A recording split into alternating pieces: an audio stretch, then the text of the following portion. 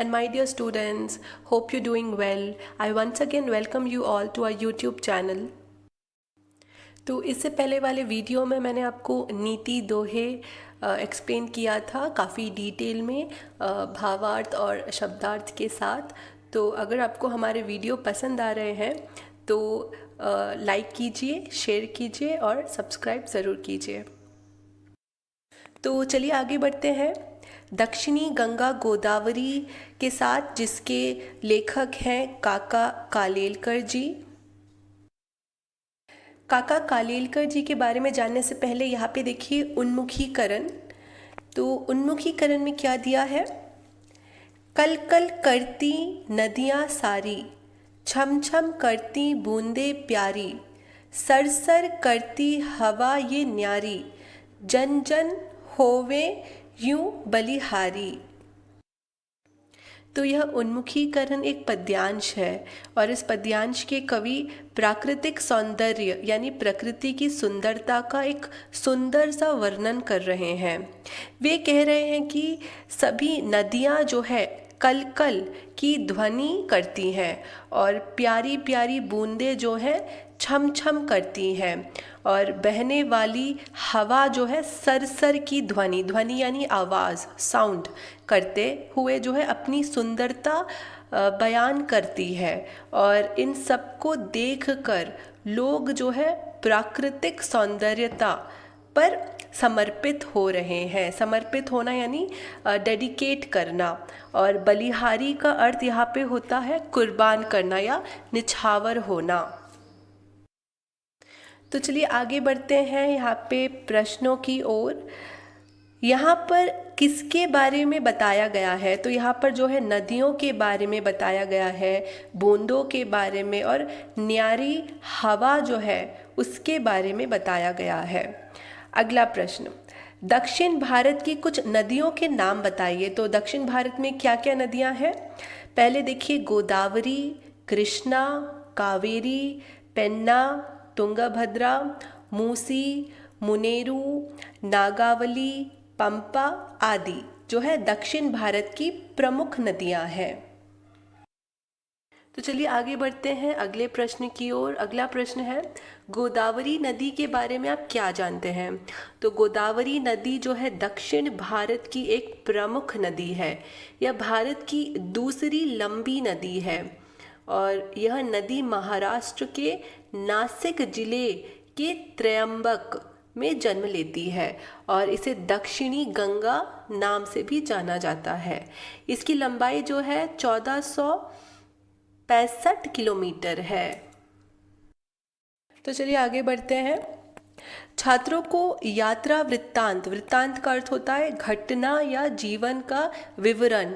तो छात्रों को जो है यात्रा वृत्तांत साहित्यिक विधा का ज्ञान कराते हुए उनमें लेखन करने की प्रवृत्ति जो है, प्रवृत्ति का अर्थ होता है आदत और साहित्यिक का अर्थ होता है लिटरेरी।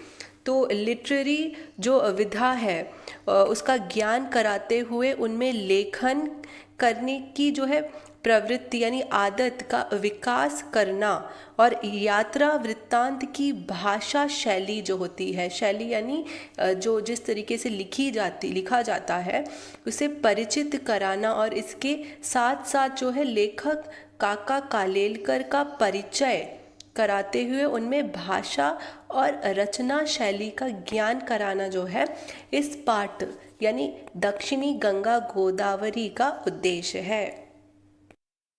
तो चलिए आगे बढ़ते हैं विधा विशेष की ओर। तो देखिए यात्रा वृत्तांत यह गद्य की एक प्रमुख विधा है। तो यात्रा वृत्तांत का अर्थ होता है किसी घटना या जीवन का विवरण करना। तो यात्रा का विवरण करना जो है यह गद्य की एक प्रमुख विधा है। तो यात्रा वृत्तांत पाठ में लेखक जो है किसी दर्शनीय यानी कोई फेमस जो है स्थल से संबंधित यानी रिलेटेड अपनी यात्रा की अनुभूतियाँ, अनुभूति का अर्थ होता है कोई फीलिंग, सेंसेशन या चेतना या रियलाइजेशन, अनुभूतियों को रोचक और ज्ञानवर्धक, ज्ञानवर्धक का अर्थ होता है इंफॉर्मेटिव। तो इंफॉर्मेटिव ढंग से जो है प्रस्तुत करते हैं। परंतु इतने ही से जो है काव्य संपूर्ण नहीं हो जाते। इसलिए भक्त लोग जो है नदी की लहरों पर से मंदिरों के घंटा नाद यानी साउंड ऑफ द बेल, तो घंटा नाद की लहरों को इस पार से उस पार तक पहुंचाते रहते हैं। तो चलिए आगे बढ़ते हैं लेखक परिचय की ओर। तो प्रस्तुत पाठ दक्षिणी गंगा गोदावरी के लेखक हैं काका कालेलकर जी, और इनका पूरा नाम है दत्तात्रेय बालकृष्ण कालेलकर, और इनका जन्म जो है 1885 में हुआ, और इनकी मृत्यु 1991 में हुई। इन्होंने जो है आजीवन यानी जीवन भर जो है गांधीवादी विचारधारा का पालन किया है। इन्होंने जो है हिंदुस्तानी प्रचार सभा वर्धा के माध्यम से जो है हिंदी की खूब सेवा की, और वे राज्यसभा के सदस्य भी रह चुके हैं। तो ये हो गया हमारा लेखक परिचय। तो चलिए आगे बढ़ते हैं विषय प्रवेश की ओर। गोदावरी नदी धीर गंभीर यानी धैर्यशील या सहनशील माता और पूर्वजों यानी एंसेस्टर्स, जो हमारे पूर्वज थे, उनकी अधिष्ठात्री यानी माता मदर देवी मानी जाती है। इसके जल में अमोघ यानी बहुत ही अचूक या इफेक्टिव शक्ति है। इसके तट पर अनेक शूरवीर यानी वॉरियर्स, और तत्वज्ञानियों यानी तत्वज्ञान का अर्थ क्या होता है, एलिमेंटल नॉलेज, और साधु संतों, राजनीतिज्ञों यानी पॉलिटिशियंस, और ईश्वर भक्तों जो ईश्वर के भक्त हैं, तो इन सब का जो है इन सब ने जन्म लिया है। और ऐसी पावन और पवित्र गोदावरी नदी के प्राकृतिक सौंदर्य का जो वर्णन काका कालेलकर के द्वारा हुआ है, चलिए इसके बारे में हम जानेंगे। तो चलिए आगे बढ़ते हैं हमारे पाठ की ओर। दक्षिणी गंगा गोदावरी। चेन्नई से राजमंड्री जाते हुए बेजवाड़े से आगे सूर्य उदय हुआ यानी सनराइज हुआ या भानुदय हुआ। बरसात के दिन थे यानी बरसात का जो दिन चल रहा था यानी रेनी सीजन, इसलिए पूछना ही क्या, जहाँ तहाँ जो है विविध छटा वाली हरियाली फैल रही थी, यानी हरियाली ही हरियाली, क्योंकि बरसात का मौसम था इसीलिए चारों ओर जो है हरियाली ही हरियाली थी। तो यहाँ पे छटा वाली का अर्थ क्या होता है, लुभाने या मुग्ध करने वाला जो सौंदर्य होता है उसे कहते हैं छटा वाली। तो यहाँ पे जो है छटा वाली हरियाली जो थी फैल रही थी। पूर्व की तरफ एक नहर रेल की पटरी के किनारे किनारे बह रही थी। नहर यानी जो है कैनाल या नाला जो है पटरी के किनारे किनारे बह रही थी, पर जो है किनारा ऊंचा होने के कारण पानी हमें कभी कभी ही दिखाई पड़ता। सिर्फ तितली की तरह अपने अपने पाल कतार में खड़ी हुई नौका यानी नाव यानी बोट पर ही हमें नहर का अनुमान करना पड़ता था। बीच बीच में छोटे छोटे तालाब यानी पॉन्ड भी मिलते। इसमें रंग बिरंगे बादलों वाला आसमान नहाने के लिए उतरता हुआ दिखाई पड़ता, और इससे जो है पानी की गहराई और भी अथाह का अर्थ होता है बॉटमलेस, यानी बहुत ही गहरा हो जाता, बहुत ही गहरा, एकदम डेप्थ ज़्यादा जो हो जाता है, बहुत ही ज़्यादा जो नीचे तक कुछ भी ना दिखाई दे, तो उस तरह की गहराई दिखाई देती थी। तो कहीं कहीं चंचल कमलों के बीच में खामोश खड़ा हुआ एक बगुला यानी क्रेन जो होता है, क्रेन को देखकर सवेरे की ठंडी ठंडी हवा का अभिनंदन का अर्थ होता है ग्रीटिंग, तो अभिनंदन करने को मन मचल पड़ता। तो इस तरह कविता प्रवाह, प्रवाह का अर्थ क्या होता है? फ्लो। तो कविता प्रवाह में बहकर जाते हुए कोवूर स्टेशन, तो कोवूर जो एक स्टेशन है आ गया। तो यहाँ पे जो है मन में एक उमंग, उमंग यानी उत्साह, एक जोश, एक एंथुजियाज्म जो होता है, तो मन में यह उमंग भरी थी कि अब यहाँ से जो है गोदावरी मैया के भी दर्शन होने लगेंगे। पुल पर से गुजरते समय दाएं देखें या बाएं, यानी राइट देखें या लेफ्ट, हम उसी उधेड़ बुन का अर्थ होता है अपरोर वेव। तो हम उसी उधेड़ बुन में थे कि हम या फिर दाएं देखें या बाएं देखें। पुल आ गया और भागमती गोदावरी का अत्यंत विशाल यानी एक्सट्रीमली, जो विशाल का अर्थ होता है बड़ा, पाट जो है दिखाई पड़ा। मैंने गंगा, सिंधु, सोनभद्र, इरावती जैसी महान नदियों के विशाल प्रवाह यानी फ्लो भर कर देखे हैं। बेजवाड़े में कृष्णा माता के दर्शन पर मैं गर्व करता रहूँगा, लेकिन राजमंद्री के आगे जो गोदावरी की शानो शौकत कुछ निराली ही है। निराली यानी कुछ अलग ही है। इस जगह पर मैंने जितने भव्य काव्य, यानी भव्य का अर्थ होता है ग्रैंड और काव्य यानी कविता, तो भव्य काव्य का या प्रकृति के ठाट बाट यानी वैभव, ऐश्वर्य का जो प्रदर्शन करना, उसे कहते हैं ठाट बाट का अनुभव किया है।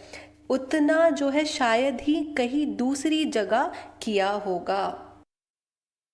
पश्चिम की तरफ नज़र, पश्चिम यानी वेस्टर्न, तो वेस्ट की तरफ जो है नज़र फैलाई तो दूर दूर तक पहाड़ियों यानी माउंटेन्स की श्रेणी यानी जो है डिफरेंट कैटेगरीज जो होती है, तो पहाड़ियों की श्रेणियाँ नज़र आई। आसमान में बादल घिरे रहने से सूरज की धूप का कहीं नामो निशान तक नहीं था, क्योंकि आसमान में बादल थे इसीलिए जो है सूरज नहीं दिख रहा था। बादलों का रंग सावला यानी डार्क यानी काला होने के कारण जो है गोदावरी के धूली धूसरित का अर्थ होता है डस्टी, मटमैले यानी जिसमें मिट्टी मिल जाती है, तो मटमैले यानी ग्रे कलर, जल की झाई और भी गहरी हो रही थी। ऊपर की और नीचे की झाई का अर्थ होता है छाया या शैडो, तो ऊपर की और नीचे की झाई के कारण इस सारे दृश्य पर जो है वैदिक यानी वेद में जो कहा गया हो उसे कहते हैं वैदिक प्रभाव की शीतल और स्निग्ध, शीतल यानी ठंडक और स्निग्ध यानी ग्लॉसी, एक चिकनापन जो होता है, तो स्निग्ध सुंदरता छाई हुई थी। और पहाड़ी पर कुछ उतरे हुए धौले जो है बादल यानी थोड़े जो है बादल, तो बिल्कुल ऋषि मुनि यानी जो मॉन्क होते हैं उनके जैसे लगते थे। और इस सारे दृश्य का वर्णन कैसे किया जा सकता है? यह इतना सारा पानी कहाँ से आता होगा? तो ये सब जो प्रश्न हैं उनके मन में आने लगे।